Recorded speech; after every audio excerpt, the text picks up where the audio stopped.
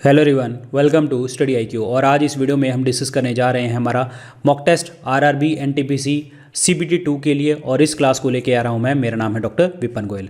बहुत सारे स्टूडेंट्स ने जो है आरआरबी एनटीपीसी की परीक्षा को क्लियर किया है। पहले तो उनको बहुत बहुत शुभकामनाएं, बट ओवर कॉन्फिडेंट नहीं होना, एग्ज़ाम को अच्छे तरीके से करना है। और मैं कोशिश करूँगा आरआरबी एनटीपीसी की जो है बहुत सारी चीज़ें आपको मैं डिस्कस कर दूँ, ठीक है। और एक चीज़ देखिए, जो हमारा 10,000 MCQ कोर्स का फोल्डर है, तो उसमें जितने भी आपके स्पेशल फोल्डर्स बनाए गए हैं, क्लियर, उनको सबको आपको पढ़ के जाना है। लेकिन सिर्फ यूपीएससी वाला फोल्डर छोड़ देना। यूपीएससी स्टेट पीसीएस वाला जो है फोल्डर को आप छोड़ सकते हैं। बाकी सारे स्पेशल फोल्डर्स को आपको पढ़ के जाना है, चाहे वो डिफेंस एग्जाम के लिए है, चाहे आरआरबी एनटीपीसी के लिए है, चाहे आपका जो है एसएससी के लिए है, रेलवेज़ के लिए है, एनीथिंग जो भी चीज़ें हैं वो आपको पढ़ के जाना है। लेकिन यूपीएससी वाला फोल्डर आप छोड़ सकते हो। बाकी सारे फोल्डर्स पढ़ के जाना आपको, जितने भी स्पेशल फोल्डर्स हैं, जिससे आपको सीबीटी 2 में बहुत बहुत ज़्यादा हेल्प मिलेगी। समझ आया? चाहे वो स्टैटिक जीके है, चाहे वो आपका उड़ीसा कोई एग्ज़ाम है, मतलब उड़ीसा का फोल्डर बना है, कोई भी स्पेशल फोल्डर बना है, आपको पढ़ के जाने हैं। एसएससी और उसके नीचे जितने भी फोल्डर्स हैं वो सबके पढ़ के जाने हैं। तो चलते हैं पहले क्वेश्चन की तरफ। आगे बढ़ने से पहले आपको बता दूं, आप मुझे डिफरेंट सोशल मीडिया के ऊपर फॉलो कर सकते हैं। जितने भी अपडेट्स होते हैं वो मैं इंस्टाग्राम और जो है आपके टेलीग्राम चैनल के ऊपर यहाँ पे शो करता रहता हूँ। और अगर आपके पास कोई डाउट्स हैं, कोई पेपर हैं, तो आप मुझे यहाँ पे सेंड कर सकते हैं। और हमारे 2 पेड कोर्सेज हैं, 10,000 MCQ कोर्स जिससे आप पढ़ रहे हैं, और जीएस कोर्स। और इस कोर्स की वैलिडिटी को इंक्रीज़ कर सकते हैं आप लोग, और जो है अपने दोस्तों को भी बता सकते हैं इन कोर्सेज़ के बारे में अगर आपको अच्छे लगते हैं। और ये हमारी वेबसाइट studyIQ.com हमारी ऐप के ऊपर आपको मिलेंगे। और काफ़ी लोग आप में नोन में, जब आप लोग ही आप यूपीपीसीएस की आप तैयारी कर रहे होंगे, तो यूपीपीसीएस के लिए मैंने एक नया कोर्स लॉन्च किया है, दैट इज़ 5,000+ MCQs का कोर्स है, जो स्पेशली यूपीपीसीएस के लिए मैंने बनाया है। तो चलते हैं आगे। Start with the first question, which is the highest point of the Meghalaya प्लेटू। Meghalaya प्लेटू का जो हाईएस्ट पॉइंट है वो क्या है? मेघालय को हम और क्या कहते हैं? अबॉर्ड ऑफ द क्लाउड्स, यानी कि बादलों से घिरा हुआ ये एक जगह है। अबॉर्ड ऑफ द क्लाउड्स कहते हैं इसको। और प्लस जो है मेघालय को अबॉर्ड ऑफ द क्लाउड्स कहते हैं। मेघालय के अंदर जो है गैरो, खासी और जयंतिया, ये 3 हिल्स देखने को आपको मिलती हैं। और मेघालय को गैरो, खासी, जयंतिया हिल्स हैं यहाँ पे। मोइनसम राम एक जगह है जहाँ पे बहुत सारी बारिश होती है यहाँ पे मेघालय में। और यहाँ की सबसे जो ऊंची चोटी है, सबसे ऊंचा बिंदु है, वो है आपका Shillong peak. Answer number D is the correct answer. Answer number D, clear. Meghalaya में आपका नॉकरेक नेशनल पार्क भी आपको देखने को मिलता है, नॉकरेक, क्लियर, याद रखना है आपको। यहाँ पे गैरो, खासी, जयंतिया मैंने बता दिया। मिकीर हिल्स की अगर मैं बात करता हूँ, ये असम में देखने को मिलती है, near the Kaziranga national park. Kaziranga national park, आपको सबको पता है कि काजीरंगा नेशनल पार्क जो है ये 1 हॉर्न राइनो के लिए बड़ा फेमस है। 1 हॉर्न राइनो के लिए बहुत बड़ा फेमस जो है आपका जो है नेशनल पार्क है। Answer number D is the correct answer, that is Shillong. Answer D is the correct answer, Meghalaya प्लेटू, Shillong. इनमें से ऐसी कौन सी बॉडी है जो मेंशन नहीं करी गई? कहाँ पे? That is in the Indian constitution. इनमें से कौन सी बॉडी का मेंशन नहीं है? नीति आयोग का बात करते हैं, स्टेट ह्यूमन राइट कमीशन की, विजिलेंस कमीशन की, इंफॉर्मेशन कमीशन की। तो इसमें जो वर्णन नहीं है वो है नीति आयोग का। National institution for transforming India, जो कि बना कब था? 1 जनवरी 2015 को बना था। और इससे पहले इसका क्या नाम था? प्लानिंग कमीशन था। प्लानिंग कमीशन बना था 15 मार्च 1950 को बना था। और उसके बाद जो है मोदी सरकार के टाइम पे बीजेपी गवर्नमेंट ने इसका जो नाम है नीति आयोग कर दिया, जिसे हम think tank of the India भी कहते हैं। और नीति आयोग के जो चेयरपर्सन होते हैं वो हमेशा प्राइम मिनिस्टर होते हैं, क्लियर, ये याद रखना। दूसरी बात करते हैं हम यहाँ पे आपके जो है विजिलेंस कमीशन की। ये सेंट्रल विजिलेंस कमीशन, ये जो मिशन बना था, सेंट्रल विजिलेंस कमीशन बना था 1964 में बना था, संथनम कमेटी की रिकमेंडेशन से। संथनम कमेटी की रिकमेंडेशन से। ये किसी मिनिस्ट्री के अंतर्गत नहीं आता, ये इंडिपेंडेंट बॉडी है और पार्लियामेंट को रिस्पॉन्सिबल है। और ये क्या करता है? ये करता है जितने भी आपके करप्शन की चीज़ों के लिए, मतलब it's a committee on the prevention of corruption, very important point, clear, याद रखना। सेंट्रल इंफॉर्मेशन कमीशन की अगर हम बात करते हैं तो ये बना कब था? 15 जून 2005 को बना था। 15 जून 2005 को इनेक्ट किया गया था, कानून बनाया गया था। इसको हाँ कब मिली थी राष्ट्रपति द्वारा? 22 जून 2005 को। दिस इज एसेंटेड, ये एसेंट दिया गया था इसको। और कमेंस कब किया गया था? लागू कब किया गया था? सो कमेंस्ड बाय 12 अक्टूबर 2005 को कमेंस किया गया था, हमारे देश में लागू कर दिया गया था सभी जगह के ऊपर। सो this is very important point, clear. और इंफॉर्मेशन कमीशन की जो अपॉइंटमेंट होती है इसके कमिश्नर की, वो अपॉइंटमेंट कौन करता है? राष्ट्रपति करता है। लेकिन किससे पूछ के? Prime minister as a chairperson, leader of the opposition से, जो लोकसभा का आपका लीडर ऑफ ऑपोजिशन होगा उससे, कैबिनेट मिनिस्टर से जो कि प्राइम मिनिस्टर द्वारा नॉमिनेट किए जाएंगे उससे पूछ के करता है। ह्यूमन राइट कमीशन की अगर मैं बात करता हूँ, ऐसी सेंटर में है, ऐसी स्टेट में है। और ये ह्यूमन राइट कमीशन जो है इंडिपेंडेंट बॉडी है। ये बना था 12 अक्टूबर 1993 को। 12 अक्टूबर 1993 को। आरआरबी के एग्जाम में डेट्स बहुत ज़्यादा इंपॉर्टेंट होती हैं, तो ध्यान रखना। क्लियर? ये इसको पेरिस प्रिंसिपल के अकॉर्डिंग जो है इसको इस्टेब्लिश किया गया था, जो ह्यूमन राइट्स के लिए काम करती है। और तो आंसर नंबर क्या बनेगा जी आपका? ए is the correct answer. NITI Aayog is the right answer. So this is not mention, this is an extra constitutional body, यानी कि गैर संवैधानिक है नीति आयोग, और प्लस स्टैट्यूटरी है, पार्लियामेंट्री लॉ द्वारा बनाई गई बॉडी है। Answer number 1 is the right one. अगला क्वेश्चन देखते हैं जी क्या कहता है। Which of the following states of India located A tiger reserve which is also जो है आपका वर्ल्ड हेरिटेज साइट है? तो यहाँ पे कौन सा है? टाइगर रिजर्व भी होना चाहिए और वर्ल्ड हेरिटेज साइट भी होने चाहिए, वो है आपके असम में। Answer number B is the correct answer, Assam में। और जैसे कि आपका मानस वाइल्ड लाइफ सेंचुरी है, आपका वाइल्ड लाइफ सेंचुरी है, टाइगर रिजर्व भी है, और प्लस वर्ल्ड हेरिटेज साइट भी देखने को आपको मिलती है। तो answer number B is the right answer, Assam. Assam में एक आइलैंड है, याद रखें, मजूली आइलैंड। मजूली आइलैंड जो है ये रिवराइन आइलैंड है, रिवर्स द्वारा बनाया गया आइलैंड है। और इसको कौन बनाता है? ब्रह्मपुत्रा बनाती है। ब्रह्मपुत्रा, कामेंग, लोहित, सुबानसरी और आपकी दिबांग, सो ये रिवर्स जो हैं आपकी, ये रिवर्स बनाती हैं आपका दैट इज जो है Majuli island. This is very very important point. Clear? Answer number B is the correct answer, Assam is the right answer, Assam. So Assam में देखिए जी यहाँ पे है आपका that is Assam, Manas. So this is very important point. The basic unit of Excel spreadsheet where we can enter data is called. Excel के अंदर Microsoft Excel में जब आप डेटा एंटर करते हैं स्प्रेडशीट में, तो उसे हम क्या कहते हैं? उस चीज़ को हम क्या कहते हैं? बेसिक यूनिट को सेल कहा जाता है। Answer number C is the correct answer, cell. C option is the right answer, cell कहते हैं इसको। यहाँ पे देखिए, click here to enter the data into the active cell. Click here to enter the data in जो भी cell है active cell के अंदर, और data in the cell appears in a formula bar. तो यहाँ पे आपका फॉर्मूला बार आ जाता है। अगला क्वेश्चन देखिए, एक्टिव वॉल्केनो जो है इंडिया में कौन सा है? एक्टिव वॉल्केनो हमारे इंडिया में है, that is Barren Island. Barren Island इसको हम कहते हैं। ये एक्टिव वॉल्केनो है, अंडमान निकोबार आइलैंड में देखने को आपको मिलता है। अंडमान निकोबार आइलैंड में एक्टिव वॉल्केनो ये है। एक है नारकोंदाम।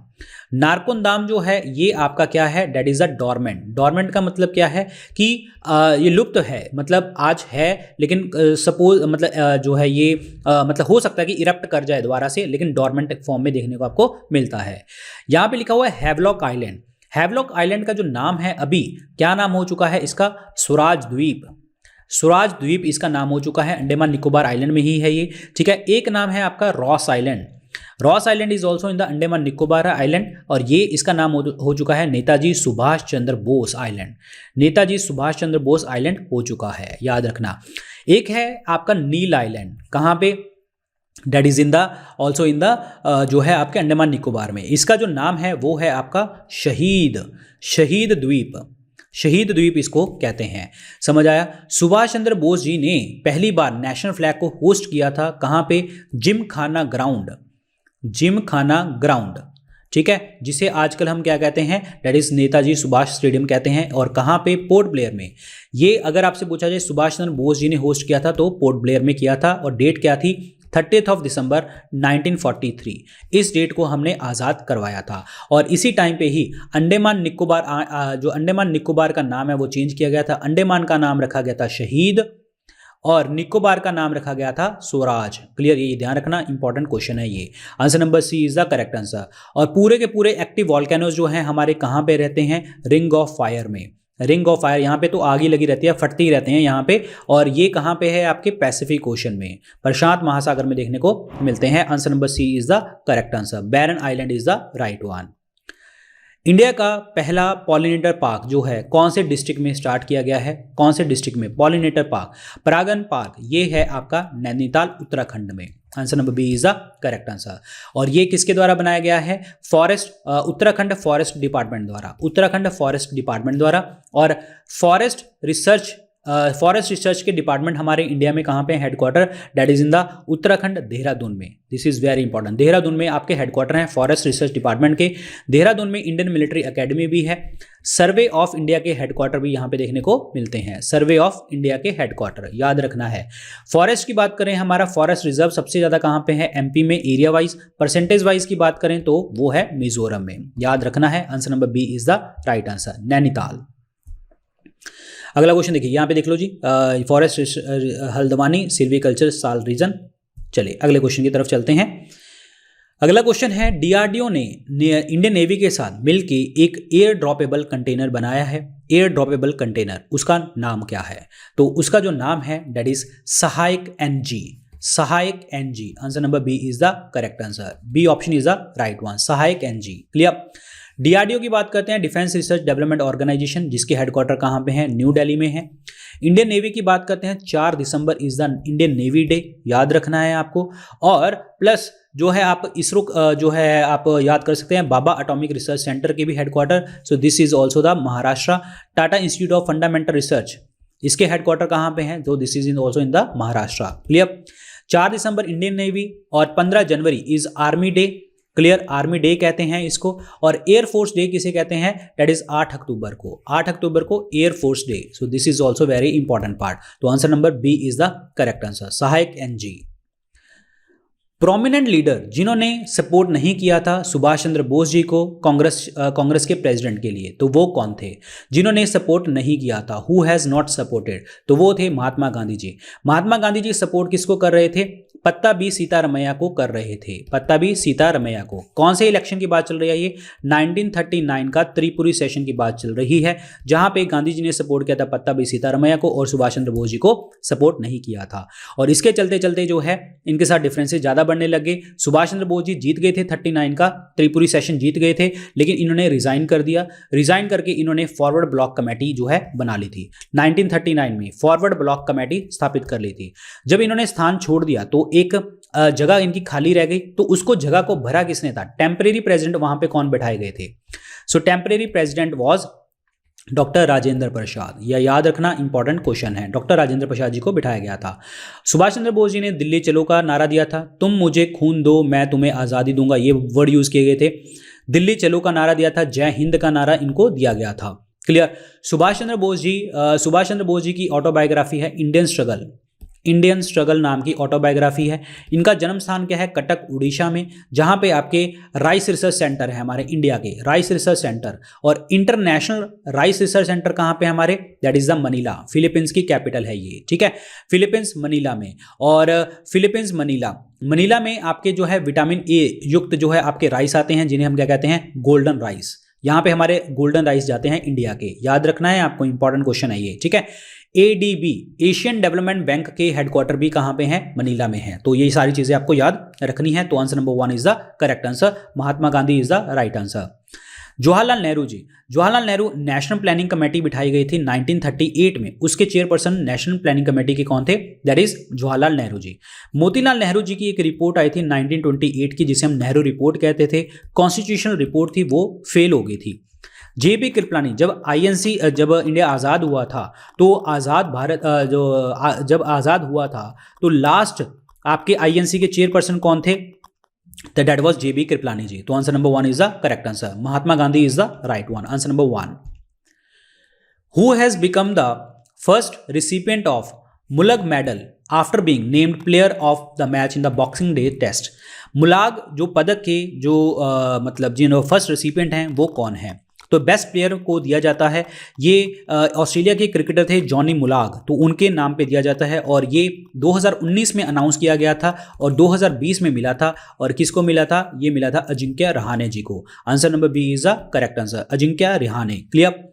तो बीसीसीआई पता होना चाहिए आपको, बीसीसीआई के हेडक्वार्टर कहाँ पे हैं, मुंबई महाराष्ट्र में है। आईसीसी इंटरनेशनल क्रिकेट काउंसिल के जो हेडक्वार्टर हैं वो दुबई में है, यूएई में हेडक्वार्टर इसके देखने को मिलते हैं। Answer number B is the correct answer.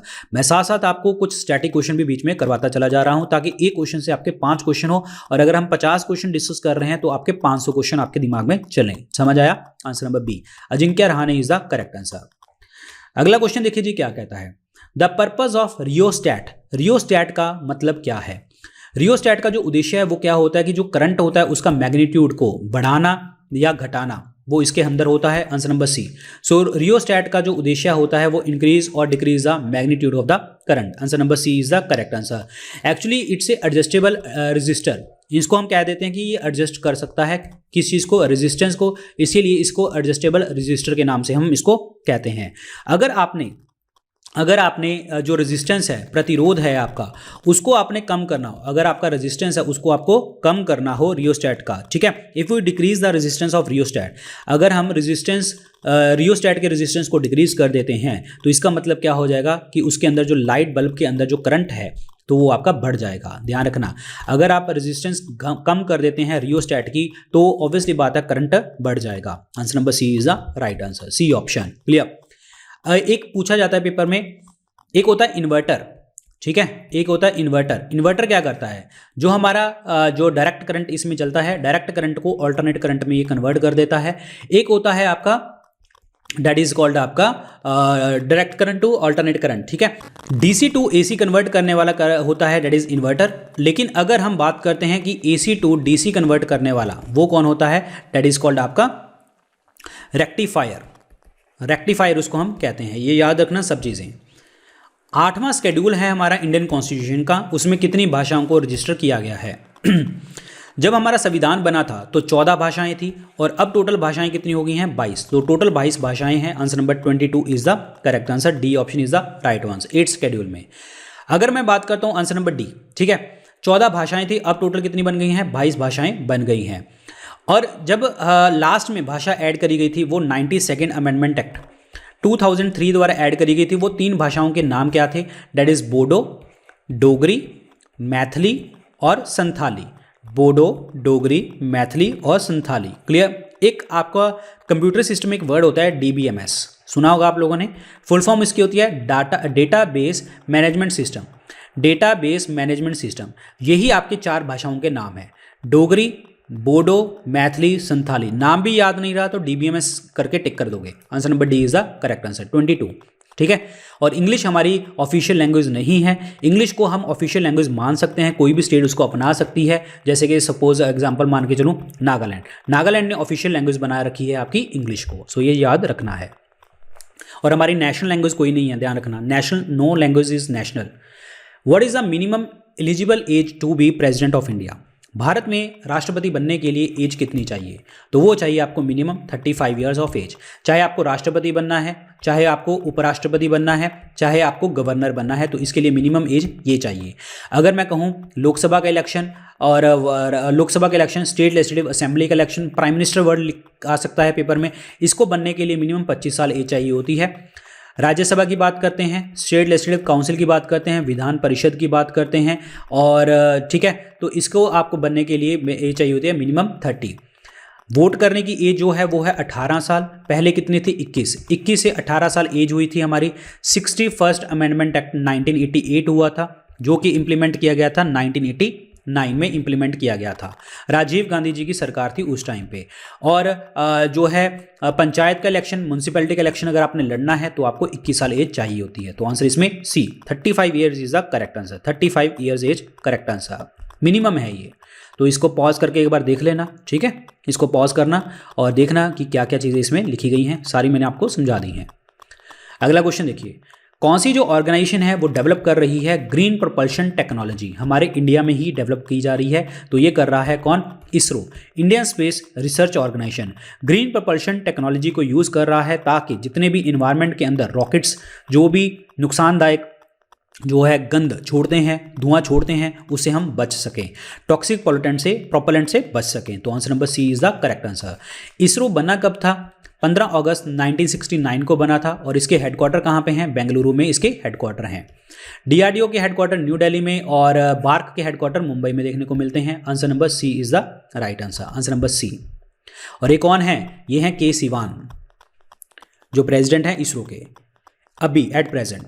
External Affairs Minister has launched which portal to connect nearly 3.12 crore strong Indian diaspora across the world. मतलब इंडियन डायस्पोरा का मतलब पता क्या होता है? इंडियन डायस्पोरा का मतलब ये होता है कि भारतीय जो है आपके प्रवासी, मतलब जो लोग बाहर रहते हैं हमारे, तो उनके लिए एक पोर्टल बनाया गया है, तो लॉन्च किया गया है विदेश मंत्रालय ने। इसका नाम क्या है? दैट इज ग्लोबल प्रवासी रिश्ता, ग्लोबल प्रवासी रिश्ता।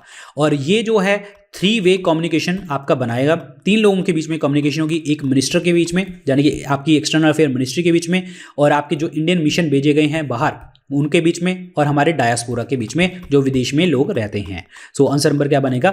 ए is the correct answer. A option is the global Pravasi Rishta is the correct one. Very very important. Clear? NRI day कब होता है हमारे देश में? That is 9 January. Pravasi Bharatiya दिवस भी इसको हम कहते हैं, क्योंकि महात्मा गांधी जी जो हैं हमारे भारत में आए थे 9 जनवरी 1915 को। उसके बाद हम एनआरआई डे और प्रवासी भारतीय दिवस सेलिब्रेट करने लग गए हैं। Answer number 1 is the correct answer. Answer number 1। In the process of the communication the first step is, जब हम संचार की प्रक्रिया करते हैं तो उसमें से पहला प्रोसेस क्या होता है? देखिए ये होता है कि कोई भी अगर आपका आइडिया है, आइडिया को अगर आप ट्रांसलेट कर रहे हैं तो that is the process of communication, that is called encoding. Encoding उसको हम कहते हैं जब भी कोई सेंडर जो डेटा भेजता है, अपना आइडिया भेजता है दूसरी पार्टी में, वो कम्युनिकेट होता है, उसके अंदर जो है सिंबल्स सारी चीज़ें यूज़ करी जाती हैं, तो पहली बार उसको इनकोड किया जाता है। इसका मतलब क्या है? तो answer number 1 is the correct answer. Encoding is the right answer. Clear? Encoding. देखिए जी, सेंडर ने जो है मैसेज भेजा, ये मैसेज गया, और पहला क्या आया काम? इनकोडिंग का। फिर उसके बाद मीडिया, फिर then decoding, then receiver, then feedback. इस तरीके से पूरा का पूरा कम्युनिकेशन प्रोसेस चलता है। लेकिन पहला प्रोसेस क्या आता है आपका? इनकोडिंग का। तो ये चीज़ ध्यान रखनी है। इनकोडिंग का प्रोसेस ऑफ कम्युनिकेशन में पहला काम जो है इनकोडिंग का होता है। This is very very important point. Clear? देखिए एक चीज़ मैं आपको बताता हूँ, अगर आपको ये करना है, मतलब उसको डिकोड करना है, तो ये है। लेकिन अदरवाइज अगर प्रोसेस ऑफ कम्युनिकेशन में अगर हम बात करें तो पहला प्रोसेस तो आप वैसे कह ही रहे हैं कि सेंडर है, ठीक है, दूसरा है मैसेज, तो आप मैसेज भी कह सकते हैं। लेकिन देखिए अगर प्रोसेस ऑफ कम्युनिकेशन की बात आ रही है तो ये आप इनकोड कर रहे हैं, इनकोडिंग। इनकोडिंग इज मतलब उस प्रोसेस को ट्रांसलेट करना, समझ आया? जो भी आपका मैसेज है उसको ट्रांसलेट करना, दैट इज कॉल्ड इनकोडिंग। लेकिन अगर अदरवाइज अगर आप बात कहें कि अच्छा मैसेज भी हो सकता है, तो अगर आपको वो पेपर में पूछता है कि प्रोसेस ऑफ कम्युनिकेशन में प्रॉपर तरीके से जो आप प्रोसेस चलाते हैं, तो उसमें जो चीज़ होती है पहली बार हम करते क्या हैं? इनकोडिंग करते हैं। लेकिन अदरवाइज आप इसमें मैसेज टिक कर सकते हैं, तो मैं इसको आंसर में टिक कर सकता हूं मैसेज, ठीक है। तो इसका आंसर आप बी टिक करें, message is the right answer. लेकिन अगर अदरवाइज उसने अगर पेपर में क्वेश्चन पूछा कम्युनिकेशन प्रोसेस में जो आप एग्जीक्यूट करते हैं सब चीज़ों को, तो पहला प्रोसेस दैट इज इनकोडिंग। तो इस क्वेश्चन का हम मैसेज टिक करेंगे, आंसर ध्यान रखना, इस क्वेश्चन का हम बी ऑप्शन टिक करेंगे, मैसेज। चलिए जी अगला क्वेश्चन देखते हैं क्या कहता है। यूनियन कैबिनेट ने एमओयू साइन किया है इंडिया और कौन सी कंट्री के बीच में, ताकि वो जो स्पेस है हमारा, यानी कि स्पेस मतलब आपका अंतरिक्ष, बाहरी अंतरिक्ष, उसके साथ जो है शांतिपूर्वक यूज करेंगे। समझौता किया है कौन सी कंट्री के साथ? तो ये हमने साइन किया है किसके साथ? भूटान के साथ। Answer number D is the correct answer, Bhutan. Bhutan की कैपिटल क्या है? थिम्फू। भूटान की कैपिटल इज थिम्फू और currency is ngultrum is the currency name. Clear? Answer number D is the correct answer, Bhutan is the right one. ये क्या है? So what is this? So what is this? ये झंडे के ऊपर क्या है? इसको हम कहते हैं ड्रुक्यूल, DRUKYUL, ड्रुक्यूल। भूतिया ट्राइब जो है ये एक जो है पारंपरिक विविधता, कला और व्यंजन के लिए जानी जाती है। Traditional grandeur, art and cuisine के लिए जानी जाती है। ये कौन सी ट्राइब है? तो ये सिक्किम की ट्राइब है। Answer number 1 is the correct answer, Sikkim. Sikkim Bharat का 22वां राज्य बना था आज़ाद भारत का। 36 अमेंडमेंट एक्ट संशोधन हुआ था 1975 का, ठीक है, 22वां राज्य बना। सिक्किम हमारे देश का पहला ओपन डिफिकेशन फ्री स्टेट बनी है। ओपन डिफिकेशन का मतलब खुले में शौच ना करने वाली पहली स्टेट कौन सी है? सिक्किम है। पहली ऑर्गेनिक स्टेट, यानी कि पूरे जो है खाद के तरीके से यूज़ करना, ठीक है, खाद के तरीके से यूज़ करना, वो सबसे पहली बार जो चीज़ें हैं सिक्किम ने यूज़ करी, ऑर्गेनिक स्टेट बनी हमारी। नागालैंड की बात करता हूँ तो यहाँ पे एक फेस्टिवल है जिसे हम कहते हैं हॉर्नबिल फेस्टिवल, इंपॉर्टेंट क्वेश्चन है। अरुणाचल प्रदेश में 2 आपके नेशनल पार्क याद कीजिए, Mouling national park, Namdapha national park, Namdapha national park, ठीक है। और यहाँ पे त्रिपुरा में याद कीजिए क्लाउडेड लिपर्ड नेशनल पार्क, ये आपको याद करना है, clouded leopard national park. Answer number 1 Sikkim is the correct answer, Sikkim. Mount Elbrus जो है सबसे ऊंची चोटी है यूरोप की, ये कहाँ पे देखने को मिलती है? Mount Elbrus. So Mount Elbrus जो है ये सबसे ऊंची चोटी है, ये आपको देखने को मिलती है रशिया में। Answer number C is the correct answer. यहाँ पे डीपेस्ट लेक भी है आपकी, that is Baikal, lake Baikal is the deepest lake. Clear? Answer number C, answer number C is the correct answer, answer number C. और यहाँ पे एक word लिखा हुआ है जर्मनी। जर्मनी का यूनिफिकेशन कब हुआ था? जर्मनी का यूनिफिकेशन हुआ था 1989 में, जब बर्लिन वॉल को गिरा गया था। बर्लिन वॉल को याद रखना है, इंपॉर्टेंट है। और यूएसएसआर का जो विभाजन हुआ था वो 1991 में देखने को मिला था, 1991 में। Answer number C, Russia is the correct answer. Mount Elbrus Russia. अगला क्वेश्चन की तरफ देखते हैं। यूनियन कैबिनेट ने अपने देश में स्वदेशी यानी कि इंडिजिनसली आप मिसाइल को बना रहे हैं, मैन्युफैक्चर कर रहे हैं, उसके एक्सपोर्ट को, निर्यात को मंजूरी दी। तो कौन सी आपकी यूनियन कैबिनेट ने मंजूरी दी? आकाश मिसाइल को। Answer number B is the correct answer, answer number B, Akash missile. Akash missile जो है ये कौन सी है? सरफेस टू एयर मिसाइल है, सरफेस टू एयर मिसाइल है Akash. Answer number B is the right answer, answer number B, Akash missile. कौन सा जो आर्टिकल है वो बताता है इक्वालिटी बिफोर लॉ, कानून के आगे सब बराबर हैं? ये कौन सा आर्टिकल आपको बताता है? तो वो बताता है आर्टिकल नंबर 14। आर्टिकल नंबर 14 14 से लेके 18 नंबर तक आर्टिकल आते हैं आपके राइट टू इक्वालिटी के बारे में, समानता का अधिकार जिसे हम कहते हैं, राइट टू इक्वालिटी, समानता का अधिकार बात करते हैं। ठीक है, उसमें आपका 14 नंबर आता है कि कानून के आगे सब बराबर हैं, 14 नंबर में देखने को मिलता है। 13 नंबर की बात करते हैं कि जुडिशियल रिव्यू का कॉन्सेप्ट आता है। जुडिशियल रिव्यू का कॉन्सेप्ट का मतलब यहाँ पे ये है कि कोई भी आपके सामने कानून बना हुआ है, उसकी वैलिडिटी, उसका जो एक्ट है उसकी वैलिडिटी है या नहीं है। आज के ज़माने में कानून बनाया गया है 47 में, ठीक है, 50s में बना है, लेकिन 2022, 23, 24 आगे आने वाले साल हैं जो हमारे, तो इसमें उसकी वैलिडिटी है, उसकी कॉन्स्टिट्यूशनैलिटी है या नहीं है, उसकी संवैधानिकता है या नहीं है, वो बताता है 13 नंबर आर्टिकल। 17 नंबर आर्टिकल बताता है अबॉलिशन ऑफ अनटचेबिलिटी, यानी कि छुआछूत को खत्म करने की बात 17 नंबर आर्टिकल में आती है। 26 नंबर आर्टिकल में ये आता है कि हम जो रिलीजन के कोई भी आपके मैटर्स हैं, अफेयर्स हैं, उसको आप मैनेज करने की बात आपके आर्टिकल 26 में आती है। तो answer number 1 is the correct answer. 14 number article is the correct answer, answer number 1। Jio stationery satellite जो है आपके, उसकी रेडियस आपको बतानी है क्या होगी।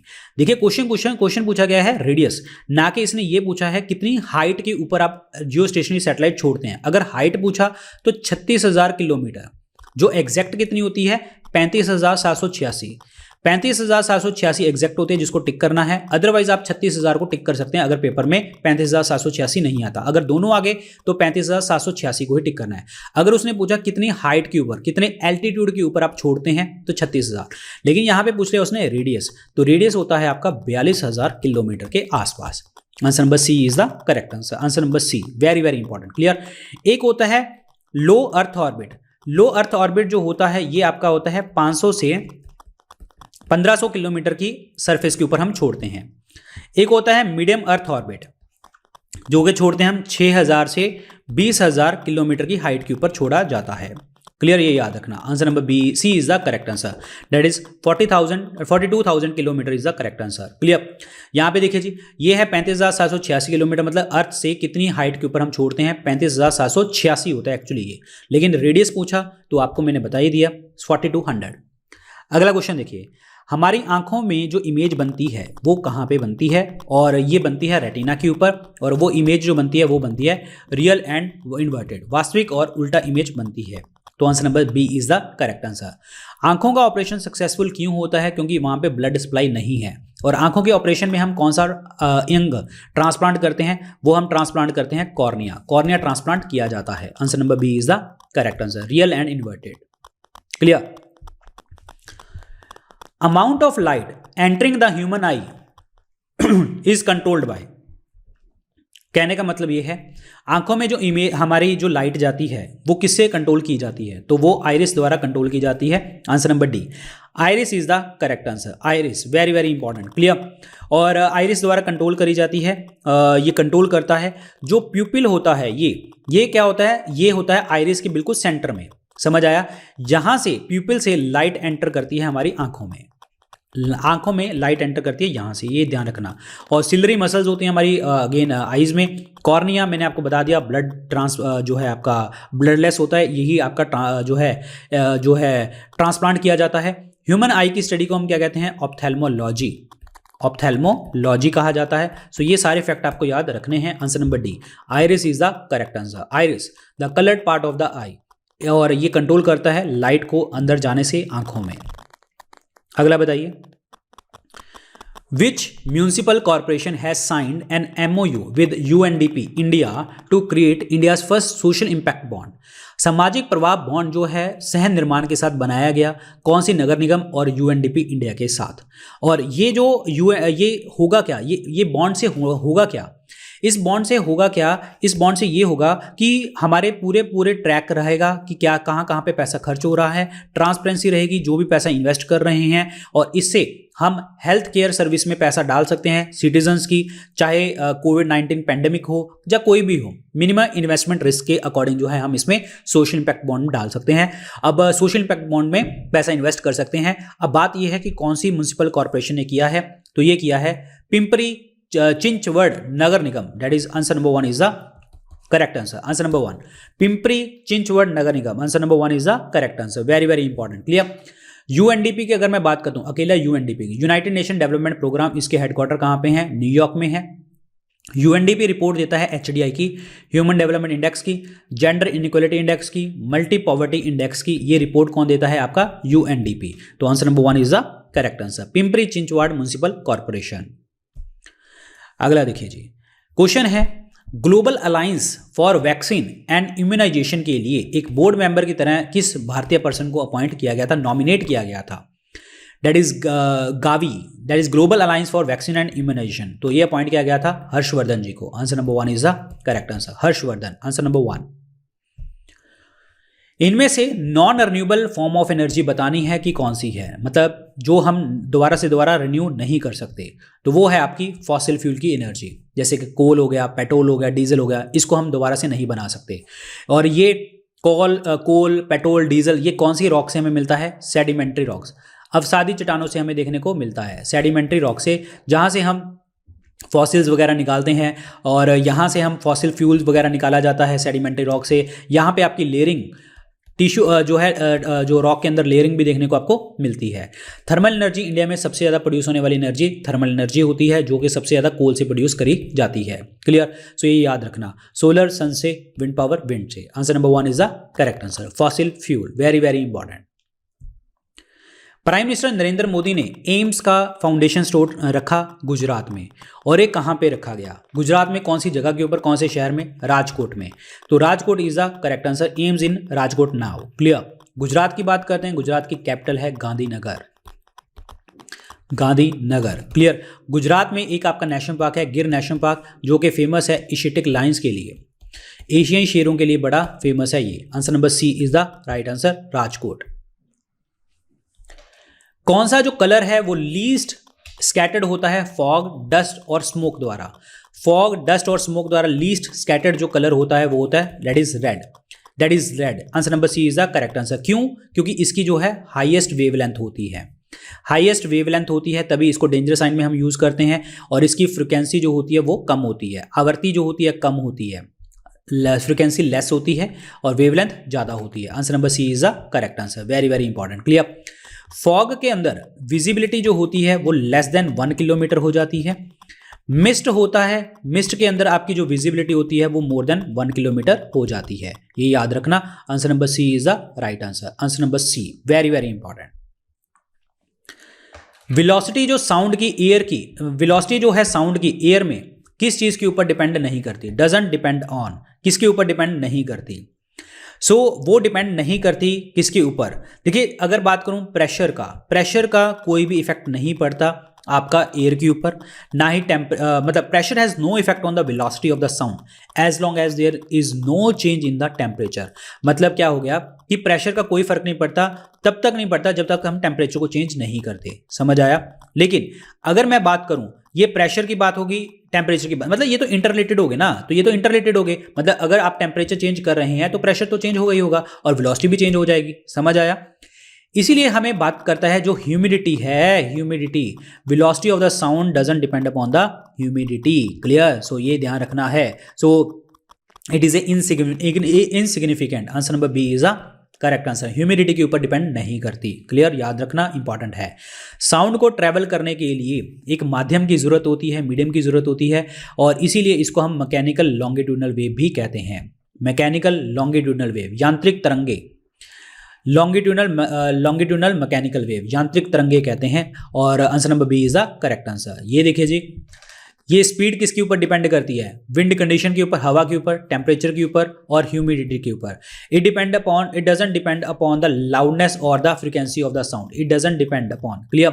सेम स्पीड सेम मीडियम में जाती है, ये ध्यान रख लिया है। लेकिन अगर अदरवाइज मैं आपको बता दूं कि जो इसका जो एग्जैक्ट आंसर वो बनेगा वो आपका बी ही ऑप्शन बनेगा, ह्यूमिडिटी के ऊपर डिपेंड नहीं करती। क्लियर? ये याद रखना। अगला क्वेश्चन देखिए जी, क्या है। ताहियान जो है ये इंडिया का किस कंट्री का पहला टेस्ट बेड जो ऑटोनोमस नेविगेशन सिस्टम के लिए बनाया गया, और ये कौन सी आईआईटी इंस्टीट्यूशन ने बनाया है? ताहियान जो है this is called technological innovation hub on autonomous navigation system. Repeat कर रहा हूं, technological innovation hub on autonomous navigation system. ये जो है ये किस चीज़ के लिए है? अनमैन्ड एरियल व्हीकल के लिए, यूएवी के लिए है, और रिमोटली ऑपरेटेड व्हीकल जो कि आईआईटी हैदराबाद द्वारा बनाए गए हैं। Answer number C is the correct answer. IIT Hyderabad is the right answer.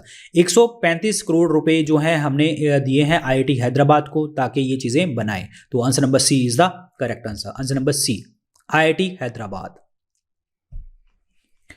Protein का जो डाइजेशन है आपका वो किस अंग में होता है? कौन से अंग में होता है पाचन? तो वो होता है आपका date is in the stomach, पेट में, या फिर आप पेट लिख देते हैं या फिर अमाशय वर्ड आ जाता है। तो आंसर इसमें क्या बनेगा आपका? C option is the correct answer. C option, पेट में। प्रोटीन डाइजेशन होता क्या है कि स्टमक में एक होती है गैस्ट्रिक ग्लैंड, गैस्ट्रिक ग्लैंड होती हैं जिससे निकलता है आपका गैस्ट्रिक जूस। गैस्ट्रिक जूस में दो आपके जो है एंजाइम होते हैं जिसे हम कहते हैं पेप्सिन और रेनिन। पेप्सिन और रेनिन एंजाइम, ये दोनों एंजाइम क्या करते हैं? प्रोटीन की डाइजेशन को करते हैं। और खास करके जो रेनिन एंजाइम है दूध में मिली प्रोटीन जो होती है कैसिनोजन, इसको डाइजेस्ट करता है और इसको कन्वर्ट कर देता है किसमें? कैसीन में कन्वर्ट कर देता है। इसे हम योगर्ट कहते हैं, योगर्ट जो दही होता है। ठीक है, ये ध्यान रखना। तो ये प्रोटीन की डाइजेशन करता है। एक स्टमक में आपके होते हैं oxyntic cells, oxyntic cells. Clear? यहां से निकलता है HCl जो कि हमारे पेट के अंदर जो है मीडियम बनाता है, एसिडिक मीडियम बनाता है और बैक्टीरिया ग्रुप की ग्रोथ को खत्म करता है। याद रखना, इंपॉर्टेंट है। और एक होता है यहाँ पे म्यूकस मेम्ब्रेन जो कि आपके एसिडिटी को बैलेंस करके चलती है। और ये म्यूकस जो होता है एपिथेलियल सेल से निकलता है, एपिथेलियल सेल से। क्लियर? ये याद रखना। Answer number C is the right answer. Mouth के अंदर होती है आपकी दैट इज शुगर, कार्बोहाइड्रेट की डाइजेशन। क्लियर? इसमें दो एंजाइम होते हैं, एक होता है सलाइवरी अमाइलेज जिसे हम और क्या कहते हैं? टाइलिन। टाइलिन कहा जाता है, सलाइवरी अमाइलेज टाइलिन कहते हैं, शुगर की आपकी डाइजेशन करता है। और एक होता है आपका माल्टेज जो शुगर को डाइजेस्ट करता है, माल्टोज को। ईसोफेगस जिसे हम कहते हैं फूड पाइप, फूड पाइप कहते हैं। समझ आया? इंटेस्टाइन की बात करें, स्मॉल इंटेस्टाइन में फाइनल डाइजेशन होती है और मैक्सिमम एब्जॉर्प्शन होती है, मतलब अंतिम पाचन, और सबसे ज़्यादा अवशोषण होता है छोटी आंत में। लार्ज इंटेस्टाइन बड़ी आंत में पानी का जो है अवशोषण होता है, एब्जॉर्प्शन होता है। Answer number C is the correct answer. Stomach is the right one. Thumba equatorial rocket launch centre जो है आपका कहाँ पे है? थुम्बा इक्वेटोरियल लॉन्च सेंटर ये है आपका केरल में। आंसर नंबर बी, केरल में देखने को आपको मिलता है। यहां पे Vikram Sarabhai space centre. Clear? ये याद रखना। Answer number B. और एक है आपका आंध्र प्रदेश में Satish Dhawan space centre. Satish Dhawan space centre Andhra Pradesh में श्रीहरिकोटा, श्रीहरिकोटा में देखने को मिलता है। Answer number B is the correct answer. Kerala is the right answer. Kerala, very very important. Clear? और कर्नाटक में मैंने आपको बताई है, कर्नाटक बेंगलुरु में जो है आपके इसरो के हेडक्वार्टर हैं। इसरो के हेडक्वार्टर बेंगलुरु में ही इसरो की कमर्शियल आर्म है जिसका नाम है अंतरिक्ष, जो चीजें बेचता है दैट इज अंतरिक्ष, उसके भी हेडक्वार्टर बेंगलुरु में है। Answer number B is the right answer. Computer में एक वर्ड होता है ट्रोजन। ट्रोजन वर्ड का मतलब क्या होता है? ट्रोजन वर्ड का मतलब होता है malware. Answer number B is the correct answer. Answer number B, malware is the name. Answer number B is the correct answer. जो आपके चीजों को खराब करता है, ट्रोजन वायरस। चलिए जी अगले क्वेश्चन की बात चलते हैं। So this is any malware which misleads, clear, ये ध्यान रखना मैलवेयर होता है। अगला क्वेश्चन देखिए जी क्या है, smallest gland in the human body, smallest gland जो है ह्यूमन बॉडी के अंतर्गत इनमें से कौन सी है? स्मॉलेस्ट ग्लैंड जो है इनमें से वो है आपकी pineal gland, answer number C. Brain में देखने को मिलती है, ये स्मॉलेस्ट ग्लैंड है, स्मॉलेस्ट ग्लैंड है, ब्रेन में देखने को मिलती है। और इसका जो काम होता है वो क्या होता है, लाइट डार्क साइकिल, जो आपका इन्वायरमेंट से आपका लाइट डार्क साइकिल होता है उसकी इंफॉर्मेशन को लेना।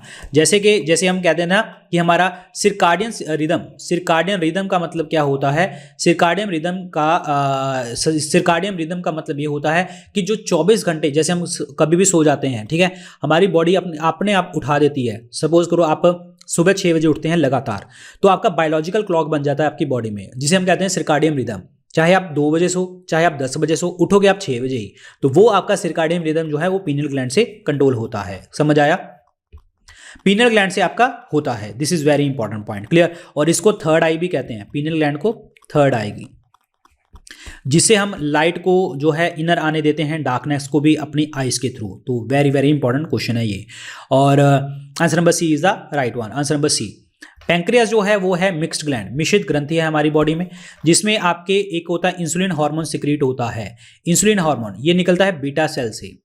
बीटा सेल्स ये क्या करता है, ग्लूकोज टू ग्लाइकोजन कन्वर्ट कर देता है, ग्लूकोज टू ग्लाइकोजन कन्वर्ट कर देता है। ग्लूकोज जो होता है इंस्टेंट सोर्स ऑफ एनर्जी है, ग्लाइकोजन जो है वो रिजर्व फॉर्म ऑफ एनर्जी है, जो कि आपके लीवर में और मसल्स में स्टोर होती है, याद रखना।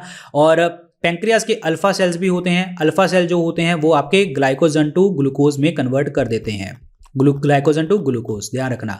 और एक होते हैं डेल्टा सेल्स, और डेल्टा सेल्स जो होते हैं ये आपका यहाँ से सोमैटोस्टैटिन हार्मोन निकलता है जो दोनों चीज़ों को रेगुलेट करता है। और ये अल्फा बीटा सेल्स जो पैंक्रियास के कौन से पार्ट से निकलते हैं, इस्लेट्स ऑफ लैंगरहंस, लैंगरहंस की द्वीपिका से निकलते हैं, ये याद रखना। और एड्रिनल ग्लैंड जो लिखी हुई है ये किडनी के ऊपर जो है आपकी ग्लैंड होती है, यहाँ से एक हार्मोन निकलता है एड्रिनलिन, जिसे हम और क्या कहते हैं, इमरजेंसी हार्मोन भी कह देते हैं। जैसे कि हार्ट बीट अगर कभी सडनली किसी पर्सन की रुक जाए तो ये इंजेक्शन दे दिया जाता है, इसीलिए इसको इमरजेंसी हार्मोन कहते हैं। इसको हम 3F हार्मोन भी कहते हैं, फाइट, फियर और फ्लाइट हार्मोन, फाइट, फियर और फ्लाइट हार्मोन भी कहते हैं कि इन केस में हार्ट बीट बढ़ जाती है। पिट्यूटरी ग्लैंड, पीयूष ग्रंथि, जो कि आपकी मास्टर ग्लैंड है, आपकी मास्टर ग्लैंड पीयूष ग्रंथि, दिस इज वेरी इंपॉर्टेंट, सारे हार्मोन जो हैं यहीं से निकल के चलते हैं। Answer number C is the correct answer, pineal gland.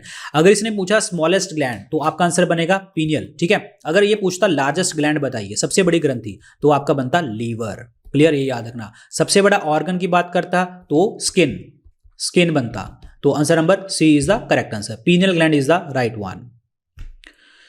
Japan की जो लेजिस्लेचर है उसको हम क्या कहते हैं, उसकी लेजिस्लेचर का नाम होता है डाइट, नॉट आहार, एक्चुअली इट्स डाइट, यहां पे डाइट लिखेंगे, डाइट वर्ड होता है। Answer number B is the correct answer, answer number B. कौन सी स्टेट ने एक कैंपेन लॉन्च करी है, एक जिला एक शिप, एक जिला एक शिप जो कैंपेन लॉन्च करी है ये मध्य प्रदेश की सरकार ने लॉन्च करी है, जिसकी कैपिटल है भोपाल, क्लियर।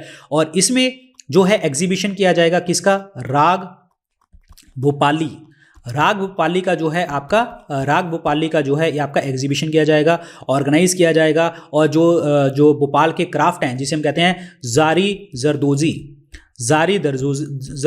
इसको जो है आप जो है प्रमोट करेंगे। So this is very very important, answer number B is the correct answer. और मध्य प्रदेश में फॉरेस्ट एरिया बहुत ज़्यादा देखने को मिलता है, और परसेंटेज वाइज मिजोरम में, answer number B. Kanha national park, ठीक है, यहाँ पे है पन्ना नेशनल पार्क। और अच्छा एक याद करें, मध्य प्रदेश में एक पन्ना बायोस्फीयर रिजर्व है, पन्ना बायोस्फीयर रिजर्व, ये यूनेस्को का एक प्रोग्राम चलता है जिसका नाम है मैन एंड बायोस्फीयर प्रोग्राम। उसके अंतर्गत हमारे देश के 12 बायोस्फीयर रिजर्व हैं, टोटल हमारे देश में 18 बायोस्फीयर रिजर्व हैं, उसमें से 12 मैन एंड बायोस्फीयर प्रोग्राम में है, और 12वां जो बना था वो पन्ना बायोस्फीयर रिजर्व बना था, जो कि मध्य प्रदेश में देखने को मिलता है। यूनेस्को के हेडक्वार्टर कहाँ पे हैं, पेरिस में, और पेरिस में हेडक्वार्टर OECD के भी हैं, organisation of economic cooperation and development के हेडक्वार्टर हैं। Answer number B, Madhya Pradesh is the correct answer. पहली सिपाही म्यूटनी जो देखने को मिली थी, सिपाही विद्रोह, कहाँ से देखने को मिला था? ये सिपाही विद्रोह इसीलिए मिला था क्योंकि चर्बी वाले कारतूस को जो है हम यूज़ करने लग गए थे, और जिसके लिए बहिष्कार किया गया था मंगल पांडे जी द्वारा, ठीक है। मेरठ, इसमें मेरठ बनेगा, अदरवाइज बैरकपुर से स्टार्ट हुआ, मेरठ में पहुंचा और फिर अलग अलग जगह के ऊपर फैला। Answer number D is the correct answer, Meerut is the right answer, D option. हमारे देश में गवर्नर्स को अपॉइंट करने वाला पर्सन जो है वो कौन होता है? तो गवर्नर्स को अपॉइंट करने वाला पर्सन होता है प्रेसिडेंट। क्लियर? गवर्नर्स का अपॉइंटमेंट तो ये है, रेजिग्नेशन भी गवर्नर जो है प्रेसिडेंट को देगा, लेकिन कब तक काम करेगा, इसका जो कार्यकाल है वो जो है जब तक राष्ट्रपति चाहेंगे तब तक करेगा, अदरवाइज 5 साल होता है, अदरवाइज जब तक प्रेसिडेंट चाहे तब तक वो काम करेगा। एक गवर्नर जो होता है वो 2 या 2 से ज्यादा राज्यों का कॉमन गवर्नर हो सकता है, और ये 7th अमेंडमेंट एक्ट 1956 द्वारा लिखा गया है, 7th अमेंडमेंट एक्ट 1956 द्वारा। Answer number B. Governor, there shall be governor of India, मतलब एक गवर्नर होना चाहिए किसी भी स्टेट का, वो 153 में लिखा गया है। इसको अपॉइंट करते हैं राष्ट्रपति, 155 में लिखा गया है, और इसको हटाने का प्रोसेस 156 में लिखा गया है। ये याद रखना। Answer number B is the correct answer, president of India is the correct one. So answer number B is the correct answer, president of India is the right one. अगला क्वेश्चन देखिए जी क्या कहता है, that is trouble multipurpose project, जिसे हम कहते हैं दैट इज कॉल्ड थोबल बांध, सॉरी मैं ट्राबुल पढ़ गया, it's called Thoubal multipurpose project, that is Thoubal dam. ये रिसेंटली इनॉग्रेट किया गया कौन से शहर में? ये इनॉग्रेट किया गया इम्फाल मणिपुर में देखने को मिला। 462 करोड़ का ये प्रोजेक्ट है, ध्यान रखना। Answer number B is the correct answer, Manipur में एक लेक है जिसका नाम है लोकतक लेक जो है, यहाँ पे एक आपका फ्लोटिंग नेशनल पार्क है जिसे हम क्या कहते हैं, कैबुल लामजाओ नेशनल पार्क देखने को मिलता है। लोकतक लेक को कंफ्यूज नहीं करना किसके साथ, लोनार लेक के साथ कंफ्यूज नहीं करना, और लोनार लेक जो है ये आपकी मीटियोरिटिक लेक है, ये याद रखना। Answer number B is the correct answer, Imphal is the right answer, Imphal. Answer number B is the correct one, Imphal, Thoubal dam. अगला क्वेश्चन देखिए जी, सबसे लॉन्गेस्ट बोन बतानी है आपको हमारी बॉडी में कौन सी होती है, सबसे लॉन्गेस्ट बोन, तो वो होती है femur is the correct answer, और ये लॉन्गेस्ट बोन है आपकी कहाँ पे, टांग में होती है। ठीक है। सबसे छोटी बोन जो होती है वो होती है स्टेप्स, जो होती है हमारे कान में, ईयर में, और ये होती है मिडल ईयर में, मध्य कान में होती है, याद रखना, इंपॉर्टेंट क्वेश्चन है।